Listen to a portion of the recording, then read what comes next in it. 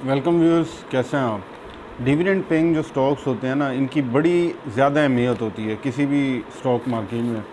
और जो Pakistan stock market है, इसमें एंग्रो फर्टिलाइज़र ऐसे स्टॉक्स में से है जिनको ब्लू चिप स्टॉक समझा ही इसलिए जाता है कि ये बड़ा अच्छा डिविडेंड पे करते हैं।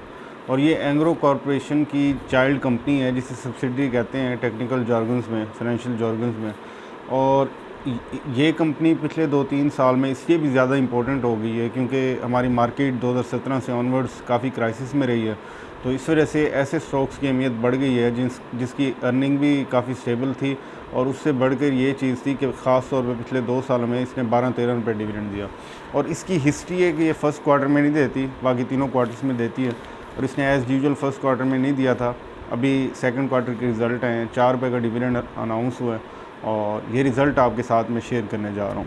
सेकंड क्वार्टर की अर्निंग पर शेयर 2.91 है और डिविडेंड जैसे मैंने बताया 4 रुपये अनाउंस हुआ है, जो कि पिछले साल सेम क्वार्टर में सेकंड क्वार्टर में 5 रुपये था, 1 रुपये कम हुआ है। और इसके अलावा अगर सेकंड क्वार्टर की ईपीएस की बात करें, अर्निंग्स की बात करें, तो ये as compared to second quarter of 2019 ये 22% अप है। इसकी रीज़न्स भी देखेंगे आगे चल के। और जो टोटल पैट है, प्रॉफिट आफ्टर टैक्स, वो 3.9 बिलियन है।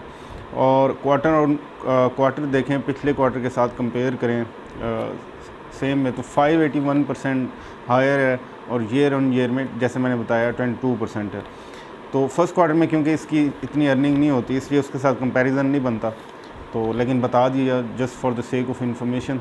और इसके अलावा अगर क्योंकि 2 क्वार्टर्स कंप्लीट हुए तो हाफ ईयर रिज़ल्ट्स भी साथ दिए जाते हैं, मैंने दिखाया भी है आपको पहले कई बार। तो उसको भी अगर देखें तो अब तक के हाफ ईयर के रिज़ल्ट बने हैं 4.5 बिलियन पैट है, प्रॉफिट आफ्टर टैक्स। ईपीएस जो क्यूमुलेटिव है, जो दोनों क्वार्टर्स को मिला के है, वो है 3.34, जो कि पिछले साल का 2019 का जो हाफ ईयर था, फर्स्ट 2 क्वार्टर्स थे, उसके साथ कंपेयर करें तो 38% डाउन है। और इसकी डाउन होने की वजह भी है, वो ये है कि जो अदर ऑपरेटिंग एक्सपेंसेस हैं वो काफ़ी बढ़े हुए हैं इस साल हाफ ईयर में। अगर क्वार्टर का प्रॉफिट 22% ऊपर कैसे गया, इसकी अगर रीज़न्स देखें तो इसकी रीज़न एक ये है कि यूरिया का ऑफ टेक बढ़ा, यूरिया की सेल बढ़ी। और इस सेल को अगर ईयर ऑन ईयर बेस पे देखें तो 52% बढ़ी है पिछले साल की निस्बत, सेम सेकंड क्वार्टर की बात करें। और quarter on quarter first quarter के साथ कंपेयर करें तो 322% बढ़ी है। और दूसरी चीज़ ये है कि डैप में इनके ट्रेडिंग मार्जिन्स बढ़ गए हैं, प्रॉफिट बढ़ गए हैं। तीसरी ये है कि 27% ईयर ऑन ईयर बेस पे ईफर्ड को कम फाइनेंस कॉस्ट पड़ी है। और इसकी एक रीज़न तो ये है, इन्होंने जो डेट्स हैं वो कुछ डिस्चार्ज किया, दूसरी फाइनेंस रेट जो इंटरेस्ट रेट कम हुआ। और चौथी रीज़न है इनका जो इफ़ेक्टिव टैक्स रेट है वो लोअर रहा है इस क्वार्टर में। उसकी रीज़न ये है कि कोई डेफर्ड टैक्स प्रोविजन नहीं थी। डेफर्ड टैक्स प्रोविजन अगर आप फाइनेंस के बैकग्राउंड के हैं तो आपको पता होगा, अकाउंटिंग के या फाइनेंस के। अगर नहीं है तो ये टेक्निकल चीज़ है, आपको अभी समझने की ज़रूरत नहीं है। और इसके अलावा जो highest ever quarter urea offtake रहा है, ये जो अभी क्वार्टर गुजरा है इसमें ईफर्ड का, और ये 6,96,000 टन रहा। और ये 52% ईयर ऑन ईयर बेसिस पे अप रहा। इसके अलावा जो डैप का ऑफ टेक है ये 27% कम हुआ है इनका, ये इस क्वार्टर की आपको बता रहा हूँ। अब अदर इनकम जो है ये कम हुई है 83% ईयर ऑन ईयर बेस पे और 7% क्वार्टर ऑन क्वार्टर बेस पे। और इसकी जो अदर इनकम है इसकी भी कम होने की कुछ वजूहत हैं। एक वजह तो ये है कि जो इन्होंने शॉर्ट टर्म इन्वेस्टमेंट्स की हुई थी उसमें 2 चीज़ें थी। उस पर एक तो इंटरेस्ट रेट कम हुआ तो इनको इनकम कम हुई। दूसरा, इस क्वार्टर में और 2020 के साल में वहाँ से कोई कैपिटल गेन नहीं मिला इनको, कोई इन्होंने चीज़ सेल नहीं की उधर से। और सेलिंग एंड डिस्ट्रीब्यूशन एक्सपेंसेस जो हैं वो इनके बढ़ गए हैं क्योंकि ऑफ टेक ज़्यादा हुआ है, तो ज़ाहिर है वो चीज़ें भी ज़्यादा होनी थी। जो एडमिनिस्ट्रेटिव एक्सपेंसेस हैं वो 17% बढ़ गए हैं। इसके अलावा अदर एक्सपेंसेस में 110% ईयर ऑन ईयर बेस पे इस क्वार्टर में इजाफा हुआ है। अब आते हैं इसके इम्पैक्ट की तरफ। ये जो रिज़ल्ट आया है और इसके फ्यूचर की भी थोड़ी सी बात करें तो वो ये है कि क्योंकि अब RLNG बेस्ड यूरिया की प्रोडक्शन है और उसके अलावा गवर्नमेंट की तरफ से सब्सिडी भी है, तो प्राइसेस तो अंडर चेक रहेंगी, जो फर्टिलाइज़र की प्राइसेस हैं उसकी बात करें।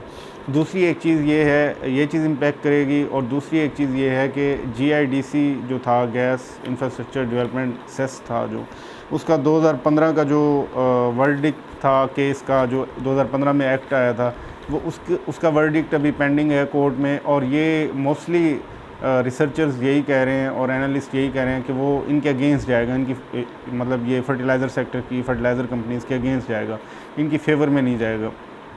तो इस वजह से इनकी प्राइसेस कुछ चेक में रह सकती हैं। अब अगर बात करें स्पेसिफ़िकली ईफर्ट की, तो ईफर्ट को हमने देखा, इसने लोएस्ट जब बनाया था अपना, इसका लोएस्ट जो 40s में था, मैं तब से कह रहा था इसको लॉन्ग टर्म के लिए बाय करें और अपने बैलेंस पोर्टफोलियो जब बनाएं तो उसमें इसकी बड़ी ज़बरदस्त एक जगह बनती है। इसमें जो डिविडेंड पेइंग स्टॉक्स आपने रखने हैं उसमें। और लोग कह रहे थे बड़ा स्लो है, तो मैंने कहा था ये जैसे ही इसकी सेकंड क्वार्टर का रिज़ल्ट आएगा, डिविडेंड अनाउंस होगा, ये उससे पहले ही चल पड़ेगा, क्योंकि डेट्स अब जैसे जैसे पास आएंगी। उसके बाद हमने देखा इसने लास्ट मंथ में भी 56 तक ये डाउन गया। मैंने तब भी कहा ये बाय कर लें आप, मेरी वीडियोस मौजूद हैं चैनल पे। तो उस वक्त भी जिसने बाय किया तो फ़ायदा हुआ होगा, क्योंकि कल ये जब मार्केट एंड पे इसका 66 पॉइंट समथिंग पे था, और ऐसे इफ़ द स्टेटस को मेंटेन्स, और क्योंकि ये सारी चीज़ें ऐसे आप फॉर श्योर कुछ नहीं कह सकते 100%, साथ ये डिस्क्लेमर देना पड़ता है कि अगर ऐसे ही मार्केट के फैक्टर्स, ये सारी चीज़ें जो मैंने अभी कहानी सुनाई आपको, ये सारी चीज़ें ऐसे ही रहें तो फिर इंशाल्लाह चंद दिनों में ही हम इसे 70 क्रॉस करते हुए देखेंगे।